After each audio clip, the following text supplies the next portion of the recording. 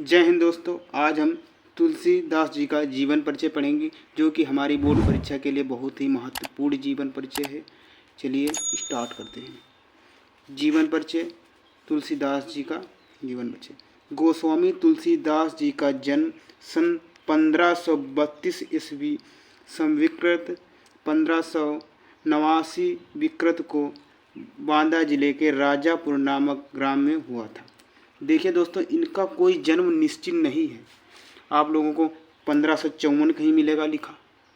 संविकृत का मतलब होता है, अगर मान लीजिए 1532 में से अगर आप लोग 57 को ऐड कर देंगे तब आप लोगों को 1589 मिलेगा, तो ये संविकृत हो गया। गोस्वामी तुलसीदास जी का जन्म 1500 ईस्वी को, आप ये ना लिखिए, सिर्फ इतना लिख लिए, 1532 ईस्वी को बांदा जिले के राजापुर नामक ग्राम में हुआ था। ठीक, ओके। इनके पिता का नाम आत्माराम दुबे तथा माता का नाम हुलसी था। यानी कि इनके पिता का नाम आत्माराम दुबे तथा माता का नाम हुलसी था। आप लोग इतना याद कर लीजिए। उसके बाद आता है, कुछ विद्वान इनका जन्म एटा जिले के सोरो नामक स्थान को मानते हैं। इनका जन्म भी क्लियर नहीं है कि इनका जन्म निश्चित कहाँ हुआ। कुछ लोग इनका जन्म बांदा जिले के सोरू नामक स्थान को भी मानते हैं। इनके बचपन का नाम राम बोला था। इनके बचपन का नाम राम बोला था। इसलिए क्यों था राम बोला नाम? जब इन्होंने जन्म लिया था, इनके मुख से सबसे पहले राम का नाम निकला था, इसीलिए लोगों ने इनका नाम राम बोला भी रख दिया था। इनका जन्म मूल नक्षत्र में हुआ था। कहा जाता है कि इनके जन्म से ही 32 दांत मौजूद थे। इनका जो जन्म था मूल नक्षत्र में हुआ था और इनके जो जन्म लेते ही 32 दांत मौजूद थे। लेकिन ऐसा नहीं होता है, जो बच्चे होते हैं उनके 32 दांत जन्म लेते ही नहीं होते हैं, लेकिन इनका ऐसा ही कुछ था। शायद इसी कारण रहे होंगे इनके माता पिता इनका त्याग कर दिए थे। शायद यही कारण रहे होंगे, इनके माता पिता थे जो इनका त्याग कर दिए।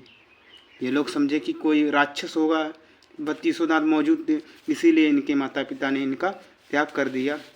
जिसके बाद इनका पालन पोषण इनके गुरु नरहरि दास ने किया। इनके गुरु ने पालन पोषण इनका फिर किया। इनका ब्याह रत्नावली से हुआ। इनका ब्याह, जिसके बाद इनकी जो शादी हुई वो रत्नावली एक स्त्री थी, उसके साथ हुई। अपनी पत्नी से बहुत प्रेम करते थे। ये तुलसीदास जो थे अपनी पत्नी से बहुत ही ज़्यादा लगाव और प्रेम करते थे। लेकिन इनकी पत्नी के डांट के कारण इनका मन में वैराग्य उत्पन्न हो गया। भाई, इनकी पत्नी ने इन्हें डांट दिया, जिससे ये अपनी पत्नी को प्रेम भी करते थे। इनकी पत्नी ने इनको डांट दिया, ये मन में वैराग्य हो गए, ये अंदर से टूट गए। इनकी पत्नी ने इनको, ये बहुत लंबी कहानी है, आप लोग चाहें तो बढ़ा कर लिख सकते हैं। ये अपनी पत्नी से बहुत प्रेम करते थे। ठीक, इसके बाद इनकी पत्नी बिना बताए एक बार मैके चली गई। इनको बताया भी नहीं, वो मैके चली गई। ये और पानी भी बहुत बरस रहा था, आंधी तूफान को तोड़ते हुए ये अपनी ससुराल को जा पहुँची, जिससे इनकी पत्नी गुस्सा हुई, इसीलिए इनको डांट लगाई। आप जैसे चाहें वैसे लिख सकते हैं, इनकी बहुत लंबी कहानी है। वैराग्य उत्पन्न हो गया ये। फिर उसके बाद ये काशी चले गए। इनकी पत्नी ने डांट दिया, इसके बाद काशी चले गए। काशी के शेष सनातन नामक विद्वान से ज्ञान ग्रहण किया। काशी में शेष नामक जो शेष सनातन नामक स्थान का विद्वान था, जो उसने इनको ज्ञान दिया। इनका जीवन काशी, अयोध्या और चित्रकूट में अधिक व्यतीत हुआ। इनका काशी, अयोध्या और चित्रकूट में अधिकतर इनका जीवन व्यतीत हुआ।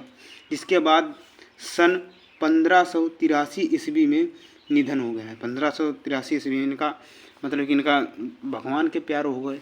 आप जैसा आप लोगों को सही लगे वैसा आप लिख सकते हैं। उनकी कुछ प्रमुख रचनाएं भी हैं।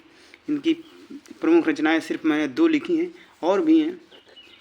पहली रचना है इनकी गीतावली, और दूसरी है रामचरितमानस, जो कि हमारे यहाँ आखंड भागवत बैठती है, उसमें रामचरितमानस पढ़ी जाती है, वो भी इन्हीं की रचना है। अगर हमारा वीडियो आप लोगों को थोड़ा सा भी अच्छा लगा हो तो लाइक और सब्सक्राइब जरूर करना। चलिए मिलते हैं नेक्स्ट वीडियो में। जय हिंद, जय भारत।